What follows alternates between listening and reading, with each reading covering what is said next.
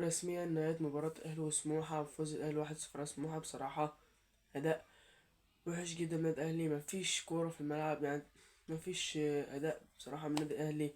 اللعيبة ما بتضغطش، ما بتلعب، ما بتستحوذش على الكورة. أداء ضعيف من النادي الأهلي. بصراحة محتاجين نركز، محتاج تدور الغلط في اللعيبة، الغلط في المدرب، الغلط في مين بالظبط. بصراحة مروان عطية يستحق رجل المباراة. بصراحة الكرة اللي بتوصل له بقى في غير ملعب، بقى في ملعب كرات طويلة. بصراحة يستحق رجل المباراة. أداء عالمي من مروان عطية، وبإذن الله يستمر على نفس المستوى. بصراحة هادي رياض مدافع عالمي، بصراحة مدافع فيه كواليتي كويس.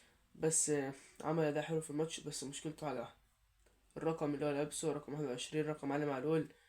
بصراحة الرقم ده المفروض جمهور أهلي يخلي الرقم ده ما يدوش للاعب بعد علي معلول. بس بصراحة هو مدافع عالمي ليه كواليتي جبار. ودي كرة بالعمري لاعب عالمي.